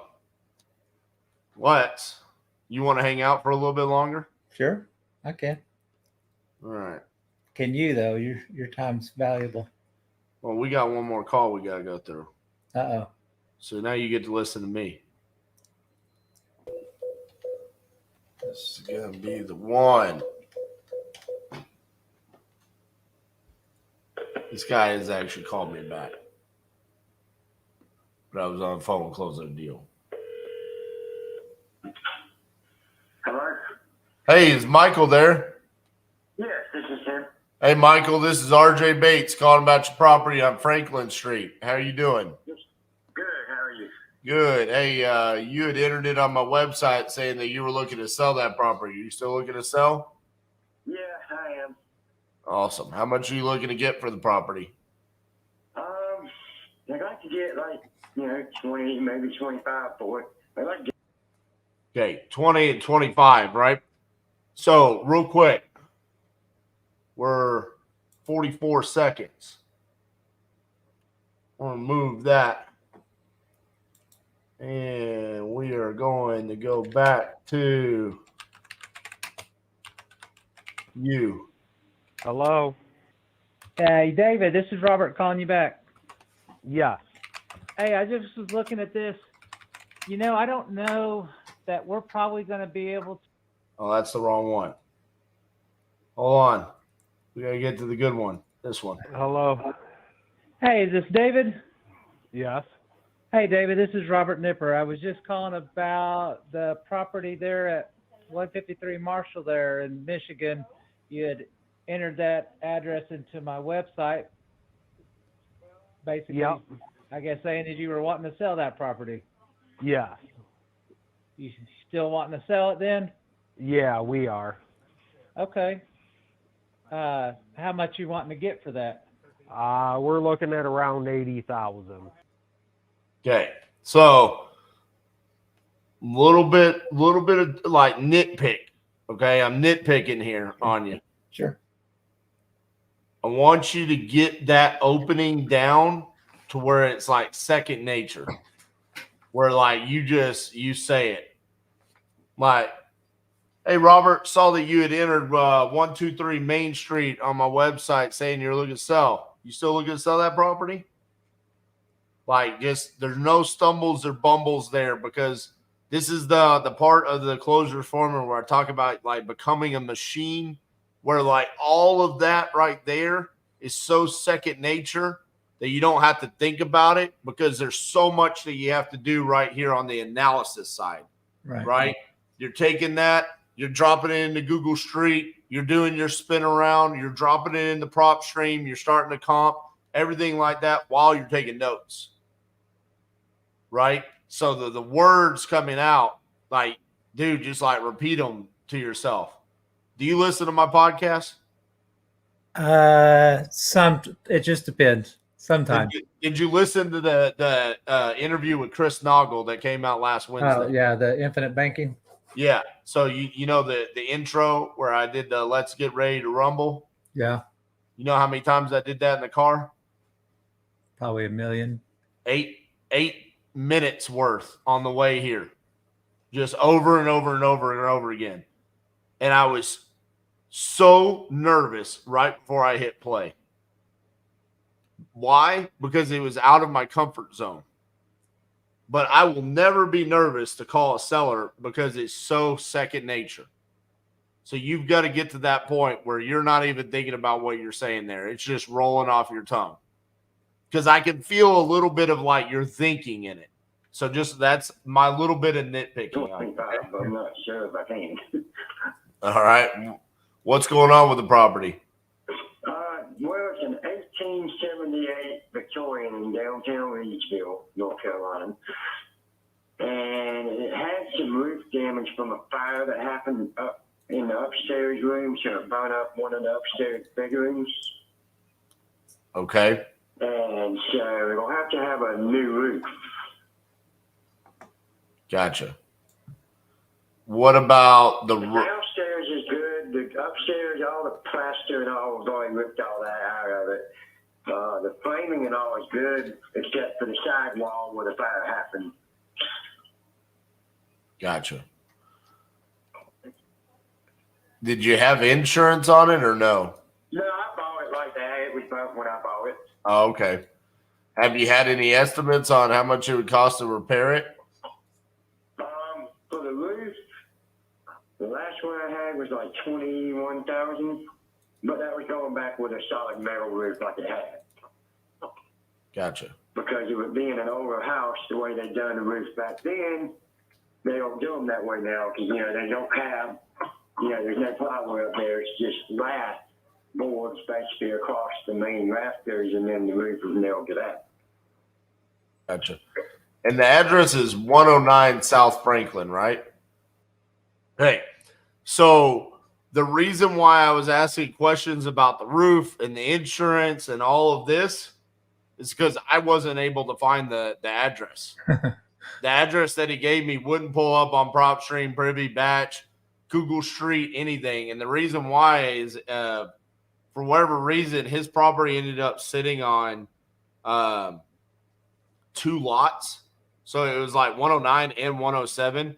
And the reason why he was saying it's 109 is because that's what was on the mailbox. But in reality, what he was telling us was 107. So it was a weird circumstance where the reason why I couldn't find the property. But this is where you use those close-ended questions if you're just struggling to figure out what you're even talking about yet. Because you don't have to think about it, right? Like, you don't have to think. He just told you, hey, it needs a new roof. How much is the roof going to cost you? Have you got any estimates on that? Did you have insurance? Like, I'm not really caring about what he's saying right there. I'm just trying to buy myself some time. Okay. Yes, sir. Okay.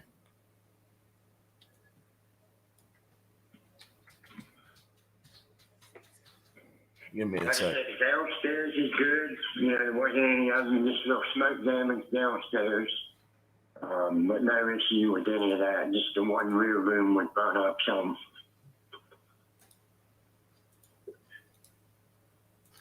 And so what was your plan with the property? What were you going to do with it? Well, I was going to fix it and move into it. That was my plan.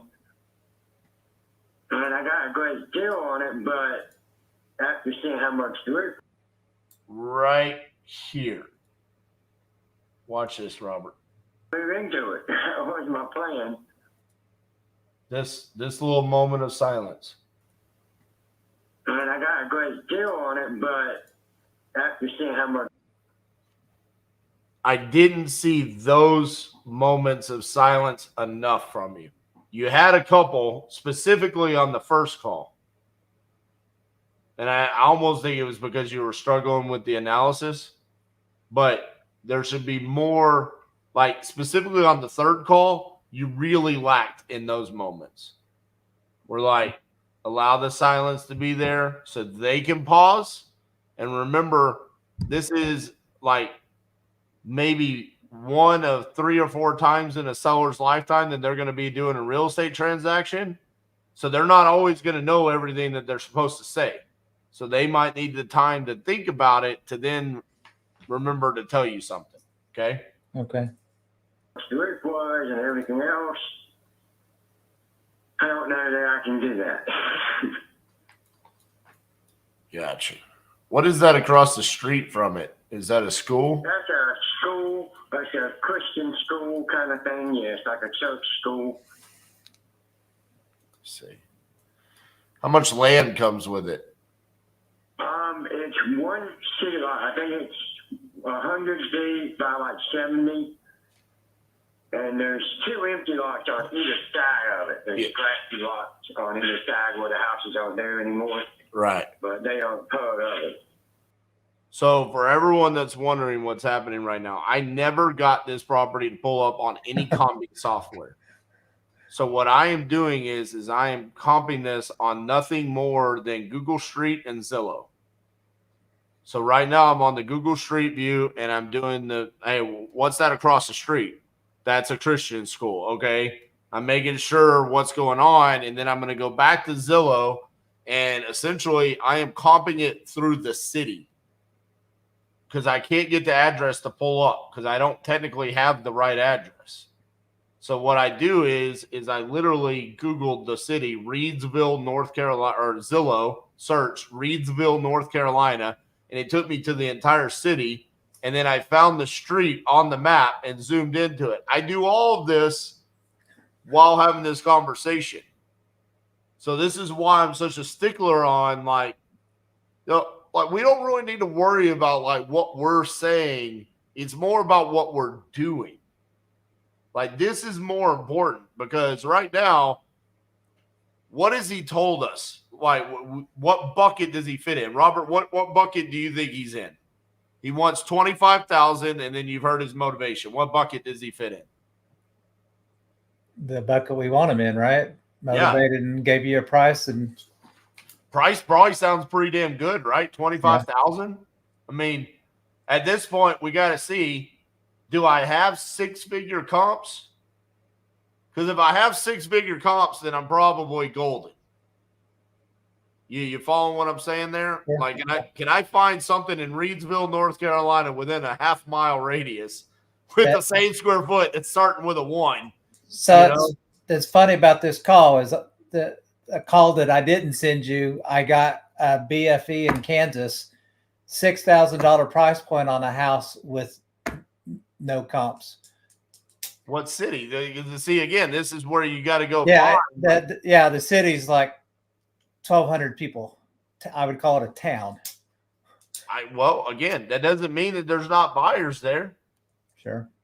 Let's see. I'll send it your way. Gotcha. But it doesn't make it look that way. If my plan was to actually buy one of those lots and add to my property, possibly.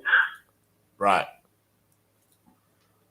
That's why I was asking because looking at it, it's like, hold on, Robert. You see the private chat on the far right side of our screen? Private chat. I got the regular chat. You don't see private chat? I see it. Oh, you want me to send you the address there? Send me the address so I can comp it and see if that's a deal. Okay. Like, man, there's a lot of land on each side of the property, but there's not what is that behind you? Because there's just trees directly behind the house. So what is what's going on there? A dip back there that's like a ravine, kind of like a deep ravine that goes down and drops down below there. Uh-huh. And that I think belongs to the city. I'm not sure. Gotcha. Okay. But it has a good, like I said, it has a nice sized backyard, fenced in. It's got new electrical done in it. It's got new water heater and all that has been done fairly recent. I had the electrician come out and redo some of the wiring and stuff. And so it's pretty much all the new wiring, except for what's upstairs where it'll have to be redone where it got burned. Like, how long ago are you talking about? That was last year, probably close to the beginning of last year. Okay.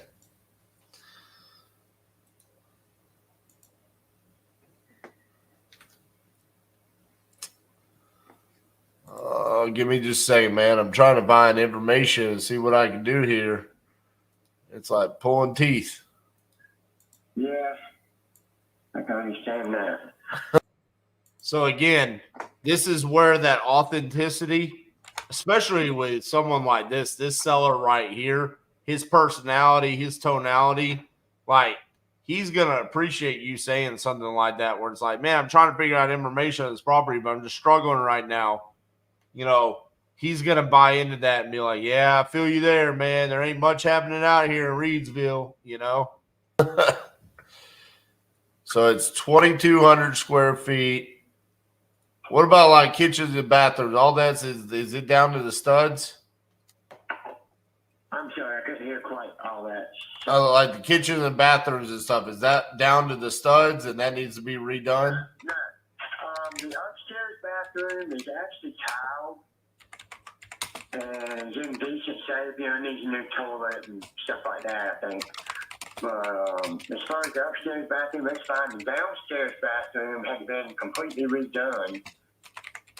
So it's all fairly new stuff in there. It's got a nice tub with shower and toilet and vanity and floors. So like I said, the downstairs, other than just cleaning, is in pretty good condition. I was going to take it has paneling on the walls, and I was actually going to remove all that, which is where the smoke damage is somewhat anyway, take all that paneling off because the plaster behind it was in good shape everywhere I found so far. Gotcha. And the kitchen is actually built on, it actually had a kitchen addition built on to the back of the house. So it has a kitchen, a nice walk-in kitchen with a pantry, a closet, and then there's a little hall behind it that goes to the laundry room, which has a closet, a rack, and a sink and everything for the laundry room. I see. All right. What if I said I could do 20,000 cash? I cover the closing costs, no commissions, nothing like that. Just 20,000 to your pocket, and if you owe anything on it, it comes out of that 20,000. But I'll pay for everything else. Yeah, that'd be fine. Okay. So boom, that's how you close that deal right there. Why did I use a different closing line? I thought the line was supposed to be that we asked them what they would accept. What's the best price they could do? It's because the second question, he said, I would like to get 25, but I'll take 20. I knew it was a good deal at 20. I didn't want to ask him and then him say 22 and me miss out on the chance of getting it for 20 and try to negotiate him down. I just wanted to shoot my shot right where I want it, and we got it. We ended up selling that one for, I think, 35. I think it only took us like 1 or 2 days on Investlift. So now this deal that you just sent me in Kansas, I got comps. So I'm curious. I don't want to share my screen because I don't want everybody in the world to see it. What were you comping on? Prop stream? Yeah, prop stream, and I did have Privy. I don't have it anymore, but it was doing prop stream and prop wire. So when I popped it in the prop stream, I got multiple comps right out of the gates.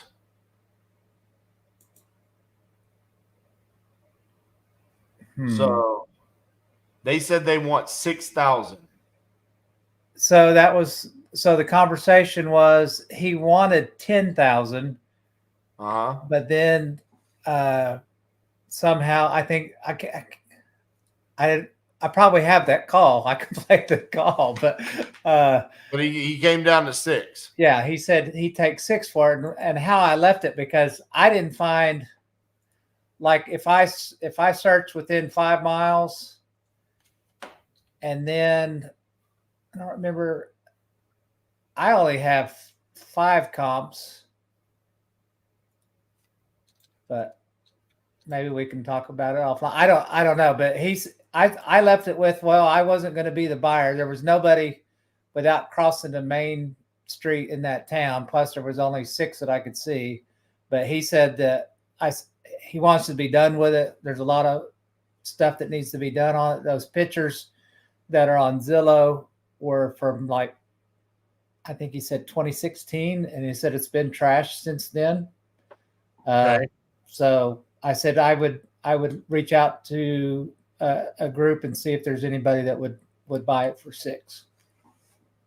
So I can forward you his info. So it's gotten in worse condition since then. Yeah. I mean, I almost wonder what lot value is. Pretty low. Hey, let me give you his number. You can make the call right now. Let's do it. Send it to me. Yeah. Who says you can't learn anything on Facebook? Let's see. Here's the number. And his name is Waylon Lux.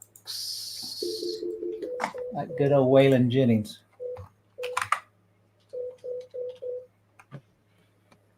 Waylon.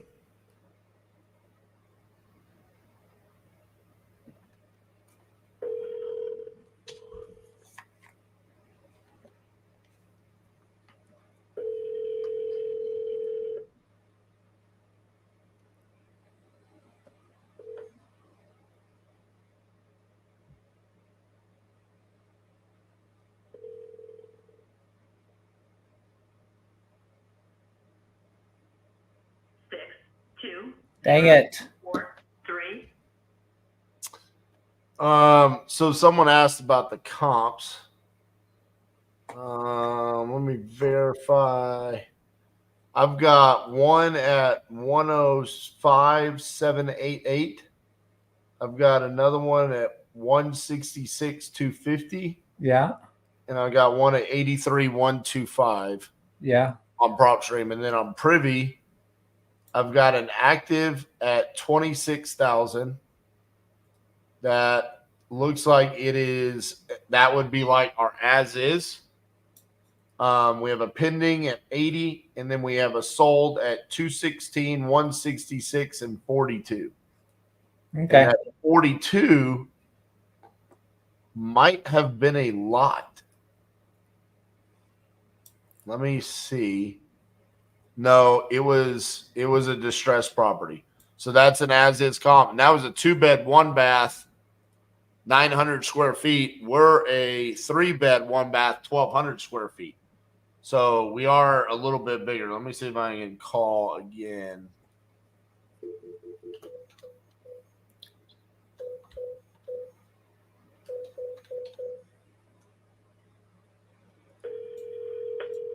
So there's value there. It just depends on if it can be rehabbed at all. Well, I'm guessing so, you know, of course, when you look at a property, you're hoping to see, 15, 20, 30 comps, because then it tells you things are selling, there's activity in that market. And when you pull up an address and you see 4 comps, you get to where you're in this, small town where if you buy even at that price, is it going to move? What's your exit strategy? Hey, Waylon, this is RJ Bates. I'm calling about your property there on Poplar Street. If you could give me a call back at 817-710-8689. Thank you. So I hear you what you're saying there about the comps, but to be honest with you, I'm going to disagree with you. I don't like popping it up and seeing 20, 30 comps because now I have to dive deeper into the analysis to really understand what are the rehab comps, what are the as-is comps, what was the difference between the price values. I get what you're saying as far as, seeing that there's movement in the location. But for me, when I can pop open 2 comping systems and very clearly see, hey, there's been movement going on here. And then what were the days on market? I'm curious on that. On the North 4th Street was 94 days. And on the 802, 32 days. 32 days. Yeah. So, I mean, it hasn't been crazy length as far as days on market goes. So, I mean, to be honest with you, man, I probably would have sent them the contract for the 6. Well, that's why I'm on this call, right? Learn those. So then, and so would you take those comps, right? Even though they're not, you're crossing major intersections, those are only comps you have. You just kind of go through the ones that are there and either add or reduce price based upon bedrooms, bathrooms. At some point in time, like when you're seeing comps in the 105, 166, $200,000 price point. Yeah. And we're getting this for 6,000. I mean, it can't get much. It's like we can't get it much more discounted. Sure. So it's like, what are we looking for? I mean, on this 802 4th Street. Uh-huh. I mean, that's a great blueprint comp for us. I mean, 3-bed, 2-bath. We're 3-bed, 1-bath.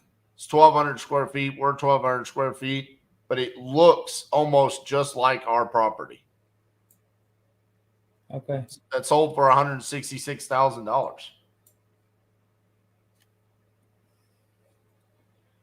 Well, it makes me want to give you all my leads now. I mean, listen, this is an opportunity for you to close this deal. I mean, realistically, you didn't answer me. I'd probably call him back, and then I would lock that up at 6,000. But you're right. This is why you do get on these types of calls here. And someone asked, how do I get my calls reviewed? Well, there's not like how you get your calls reviewed.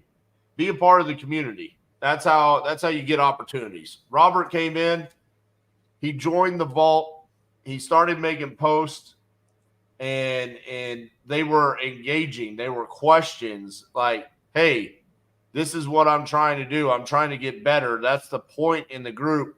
And then repeatedly answering other people's questions, and then being, vulnerable. He showed his calls. Like, he went into the group and literally posted his calls. So the reason why he's on here today is because he posted those calls. And we reached out to him and we said, hey, man, I love doing the film review.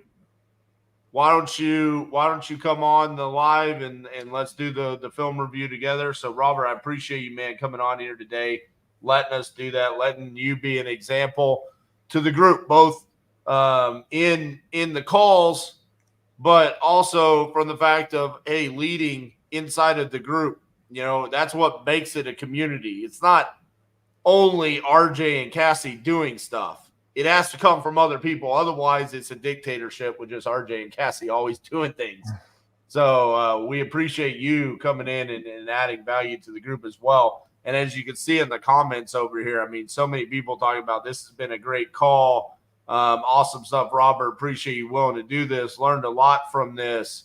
This has been a fire call.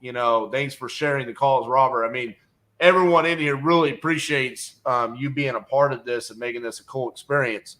Last thing I'll say about this is this is just like a small sampling of what we do here during the Closers Formula. Like, the Closers Formula here coming up January 18th and 19th, this is in our office. It's all day, every day. I mean, dude, we're handing you the leads. I mean, imagine what it's like when, Robert is on a call with a seller and he's saying, hey, I'm struggling coming up with some, an offer. So let me call you back. I'll be in the background saying, the hell you are. Like, stay on the phone. We're making an offer right now. Like, that's what we do at the Closers Formula, where we literally, give you those leads, and we're forcing you to get out of these comfort zones that we make for ourselves, right? And dude, Robert, I'm just gonna be honest with you, man. Like, everyone struggles with this. Everyone struggles. The kids that come in here and work for us, everyone that's come through these doors has had moments where they're like, man, it made so much sense for me to get off of the phone to make sure I'm making the right offer. I didn't want to just sit in silence. This is why it's important to embrace the things that we're teaching here, because a lot of it does make you uncomfortable. So, speaking of being uncomfortable, what are some of your takeaways from today? So the most notes I made was just about pausing. My other takeaways, I gotta just work on the opening those pieces. I had your cheat sheet in front of me, but as you know, this is the whole part of learning, right? You just got to do it enough times where you don't have to look at us. It helps it up. I sent you a picture of my setup. That was part of it too, because I've got the two calculators pulled up, the comp, the information, and trying to fumble between the screens, trying to see the information and make sure that I'm taking notes. Right. So that was the other part of it. I did a better, because, you asked me about this one that you tried to call on. I didn't have any notes on it. So I was like, well, if I want to follow up with some of these people after the fact, I don't have what I took down as my notes while I talked to them. So if I try to refer back to something, I've got nothing to look at. So that was, and my motivation for it is, I kind of put my own feet to the fire by buying the leads, right? And the second part of that is I want to have enough money to come to your closure formula in January without, maxing out another credit card and making my wife mad. So that's, I'm trying to work through those leads. Invariably I may or may not get a deal closed by then, but I at least, want to be farther along in the process. This one right here, Robert. I think you got it right in front of you. It's I can lock it up for 6,000, but then that's the whole thing, right? You gotta get through at least one step to get to the next one. So then I'd have to figure out how to, walk the property, how to, You don't have to figure all that out. I mean, because you could just JV it with us. I mean, I was looking Sure. over here. Inside of InvestorLive, we have 656 buyers Oh, wow. in that area. Oh, wow. Okay. So, I mean, you Well, could I'll literally reach lock that out. up today. Yeah. Let us go sell it for 16. Boom. You just made 5. Now you're coming Yeah. on a deal that you wrote off as dead. And even though I don't like the Longhorns, I do like Dallas. I go there quite a bit. So I'm okay with, I got friends down there. There you go. I mean, listen, man, at the end of the day, this stuff takes repetition. My brother over there, Nick, talks about repetition is the mother of all skills. And the more that I think about it, I could see like you making efforts in these calls, trying to follow the formula as close as possible. Like I could see that. The more reps that you get in, the better you're going to be at this. Someone asked on here, it was a good question. Someone said, hey, Robert, what do you think about, role playing with others or just practicing out loud for your calls? The facts are, I don't think that you need to role play. I thought you did just fine on your calls. The problem with role play is that it's just not real. It's not real. This is real life. Two biggest things I think you need to work on is slowing down and being a little bit more quiet. That's it. Okay. But overall, man, I'm proud of you. I had no idea what your calls were going to be like. I had no idea. So, hey, I took a chance on you today, brother. I mean, they could have been some trash calls.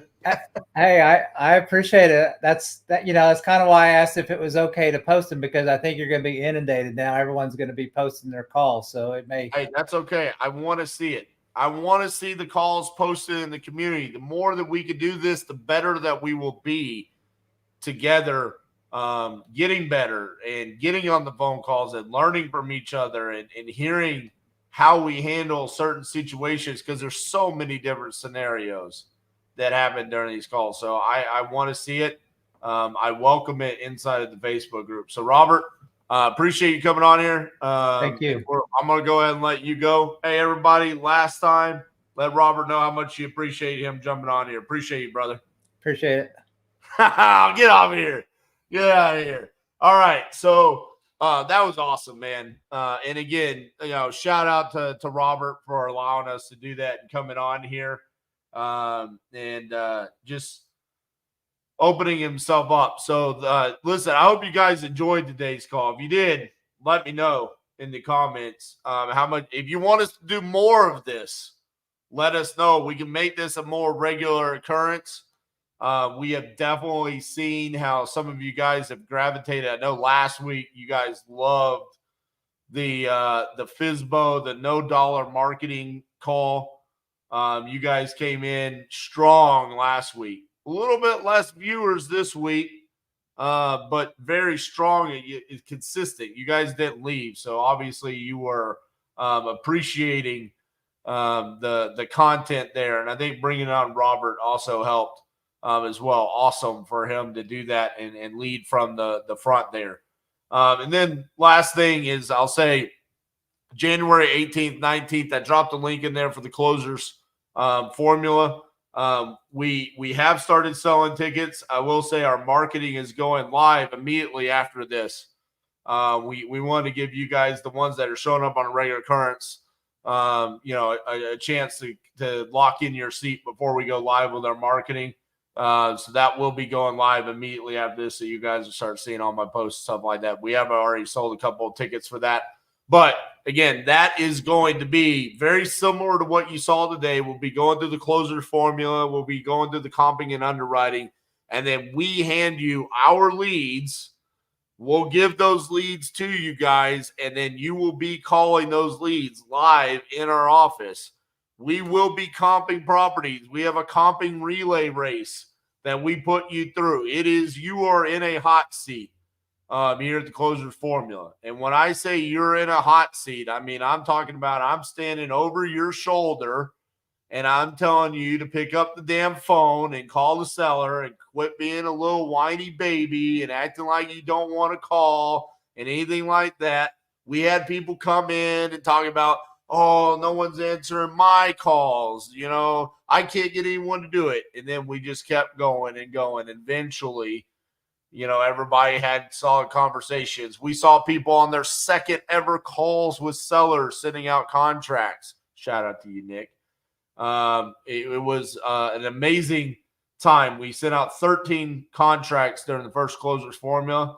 It is $5,000 to attend. That covers breakfast, lunch, dinner, some fun, some swag, as well as, you know, the leads and things like that we're going to be providing for you guys, as well as some of the other stuff that you walk away with. It was a great experience, and I think the second go around is going to be better. No, there's no virtual. You can't be virtual. You got to be here. You got to be here. I got to touch you. I got to see you. I got to smell you, and I got to yell at you. You got to actually feel it. Like, dude, when I talk about this is some raw shit. I mean, I'm walking around. Let me see if I still got it over here because I haven't cleaned my desk. I mean, I'm walking around and I'm writing notes down on my notepad and I'm writing them down. Eric, I know that's what I'm saying. Nick, slow down. Told Nick, dude, you got to slow down. No one can understand you. Spencer, tell me about condition. How old's the roof? Why would you ask those questions?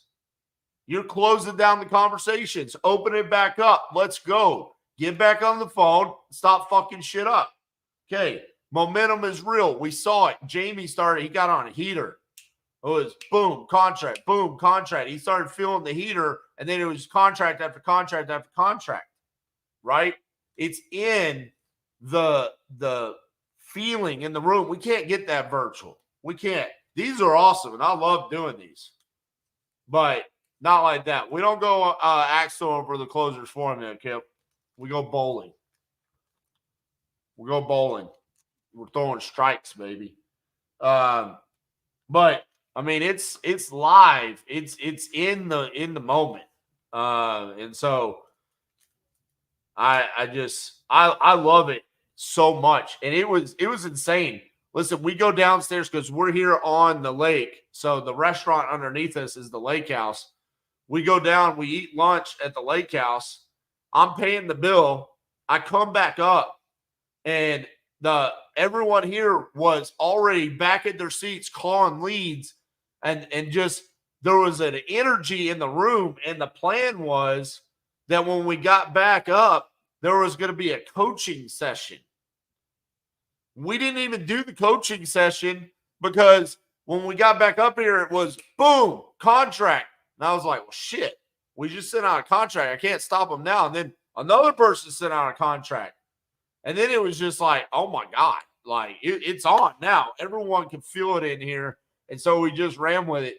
It got, the momentum got built up so much in here that, I mean, I had to go over and place a couple of phone calls just to try to get a contract because I was feeling it in the room. But listen, at the end of the day, I'm on a mission. Cassidy's on a mission. Nick's on a mission. Simba's on a mission. We're all on a mission here at Titanium to eliminate any excuses you have as to why wholesaling real estate can't change your life. Because it can. And it doesn't have to be complicated. You don't have to have some crazy script or anything like that. You can have real conversations with real sellers and solve their problems and make life-changing money. We don't have to play games or anything like that. I don't know what that comment is about Zach Ginn. Yeah, I don't know what that means. I don't know why I'd invite Zach Ginn. But listen, at the end of the day, it's a life-changing experience. Just to be in the room together and working cohesively. as a unit, just trying to close deals and high-fiving and getting to know each other. I mean, dude, I was at tears at the end of the first closer formula. There was a gentleman here that talked about he left the building and he got in his rental car to leave. And he was going to leave because he was going to quit.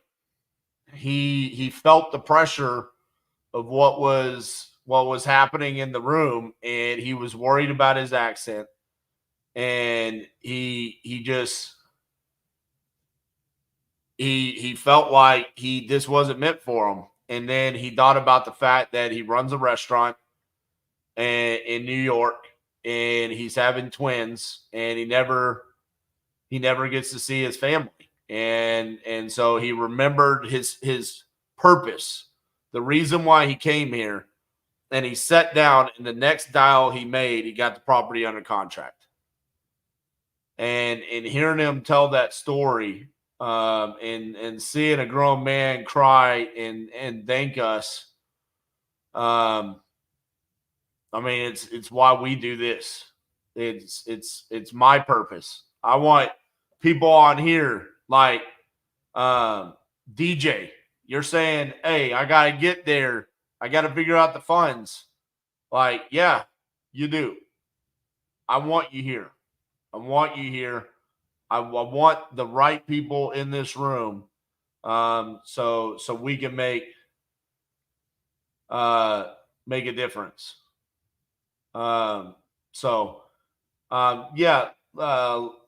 Nick, I know who Zach Ginn is. I know who Zach Ginn is, man. I don't think Zach's going to be coming to my event. He has his own events and stuff like that. So appreciate the love for Zach, but we're going to keep it on what we're doing over here, okay? As far as anyone else, man, we love to see you guys here. Like I said, I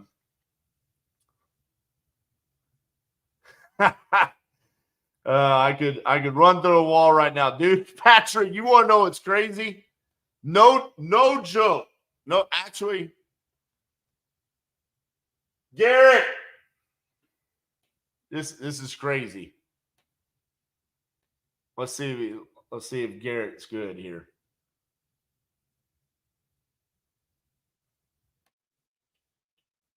I know that they heard me. I know I'm loud enough. But there he is. Like, what did I say earlier today when I walked out and I said I was feeling good today? What did I say when I was standing by the fire? Just that today's really gonna be a solid day. You said that you felt like shit was happening, and I said I could run through what? Like 8 brick walls, like as many as possible. I said I felt so good. I felt like I could run through 8 brick walls. And then Patrick here at the end says, he says you can't run. He's disabled, but he says, I could run through a wall right now. The fire in my soul is crazy. The way. I love it. So, yeah, I saw that, and I was like, I got to get someone in here that will remember what I said this morning. But that's awesome. No, man, I was feeling the energy today as well. I was so excited about bringing Robert up here. I knew you guys were going to love that. To see someone, share their calls, not just me, not just wins. I was pumped up about it. The event is here at our office in Fort Worth, Texas, and it's $5,000. Kevin said, my first investment with RJ made it back working directly with his team. Yeah, Kevin just came in and just disposed some deals with us, or JV'd some deals. Any deals for veterans? Reach out to our team there on the link, and we can have a conversation with you, see what we can work out to make something happen for you. But like I said, man, we just want to get the right people in here to change y'all's lives. The seeing the community grow, the Facebook group, the energy in there, the YouTube channel. I got a notification the other day. November was the largest month growth for subscribers and the most views I've had in a month ever on the YouTube channel. So really appreciate all the love and support. Nick, yes, we have wholesaled land in the Facebook group. You can find it in the description, but it's called The Vault on Facebook. All right, guys. I love it so much. Robert, man, I'd love for you to be here, but the path for you to get here is that Kansas Steel, brother. Let's go get that deal on a contract. If you want the profit calculator, if you have any questions for me, my team, a product, anything like that, RJ Bates, III at titanium.investment. Send an email. The team will take care of you. I love the fact that I can say that I now have a team that helps support with all of this. Eric, great to see you, brother. Robert, go get that deal. And appreciate you guys. We'll see y'all tomorrow morning. Interview Titanium Vault Cole Taylor. Thursday, we'll have Pardon the Disruption with me, Steve Train, Chris Jefferson, and Leon G. Barnes. And then on Friday, we'll have another live seller call. So actually, I'm sorry. Friday, you guys get a special treat. Miss Cassandra DeHaas is going to come on here and talk about comping. I'm probably not supposed to say that, but this is the problem when you give me the full control. She's going to be doing a live stream on Friday morning. So we'll see you guys then. Thank you.